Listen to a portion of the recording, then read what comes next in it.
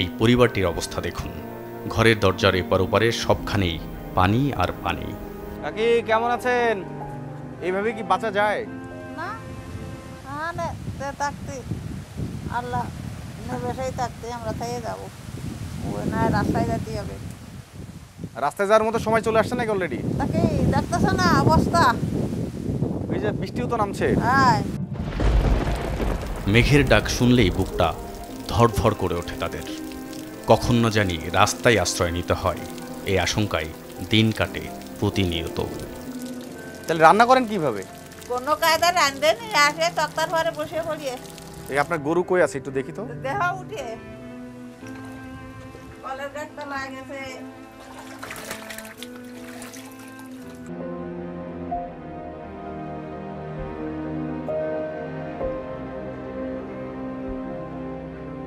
অভাবের সংসারে একমাত্র সম্বল গরুটাকে রেখেছেন ঘরের বারান্দায় সাধ্যমতো যত্নে।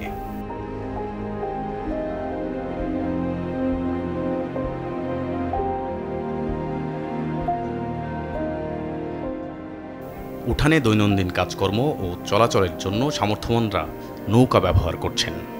গৃহস্থলীর কাজও সারতে হয় জমে থাকা পানি দিয়েই।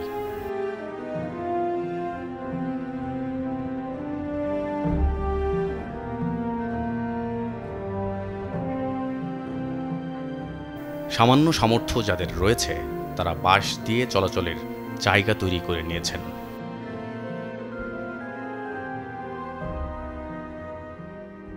এই যে ভোট দেন, আপনারা তো ভোটার, এই এলাকার লোকজন ভোটার না? তা তো অবশ্যই ভোটার, এটা মনিরামপুরের শেষ। এই হ্যাঁ, তো ভোটার হয়েও আপনারা কি নাগরিক সুবিধা পাচ্ছেন? না, এই এতদিন যে আমাদের যে এমপি ছিল সরকারের থেকে যে অনুদান টান দিয়েছে, এই ভগদা আমাদের মেন সমস্যা তো ভগদা। হ্যাঁ বাবুদা। তা চার আনারও কোনো কাজ করেনি, টাকাগুলো সব মারি খাইছে। কিন্তু যাদের দিন কাটে অনাহারে অর্ধাহারে, ঘরে বাইরে জলের সাথে যুদ্ধ করে বেঁচে থাকাটাই তাদের চরম সার্থকতার।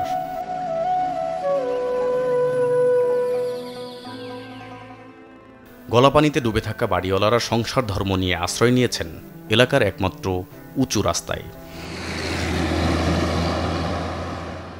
জলাবদ্ধতার অত্যাচারে যারা স্থানীয় সড়কে আশ্রয় পাননি, এমন শত শত পরিবারের ঠাঁই হয়েছে মহাসড়কেও। নিজের এবং গবাদি পশুর খাবারের সন্ধানে দিনের বেলা বাইরেই থাকতে হয় তাদের।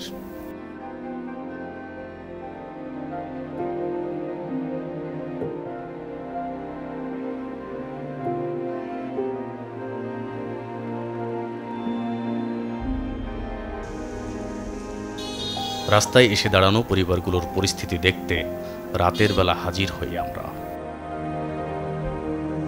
কোথায় বসবাস করছেন সে বিষয়ে ভাবার যেন অবকাশই নেই এসব পরিবারগুলোর।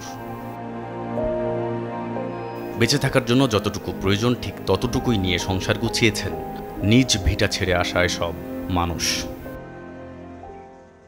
দিদি নমস্কার, কেমন আছেন? খাওয়া দাওয়া হয়েছে রাতে? খাওয়া দাক কে বলে খালাম। এইখানে থাকছেন যে রাস্তার উপরে এরকম করে? খাটের পর দিয়ে জল চলে যাচ্ছে। খাটের উপরে জল উঠে গিয়েছে? খাটের উপরে জল। আচ্ছা, আপনার এই ধরনের অভিজ্ঞতা, মানে জলের পুরো বাড়ি ডুবে থাকা, পুরো সংসার ডুবে থাকা, তারপরে আপনার রাস্তায় আশ্রয় নেওয়া, এই ধরে কত বছর ধরে এই ধরনের ঘটনা ঘটছে আপনাদের সাথে? মানে আমার তো বিয়ে আছে প্রায় 30 বছর আসছে। আচ্ছা। তারপরে আছে মাঝে 2-3 বছর গ্যাপ গিল। তারপরে এই আবার এই কয় বছর হতে পারে এটা ধরতেছে। আচ্ছা, এই সব কিছু সাংসারিক জিনিসপত্র কি রাস্তায় এখন? সব রাস্তায়। পূর্বপুরুষের ভিটায় ফেরা অদম্য তাড়না থাকলেও ফেরার কোনো রাস্তাই নেই, কারণ নিজেদের জন্য কিছুই করার নেই কারো। সুমিত্রা মণ্ডল।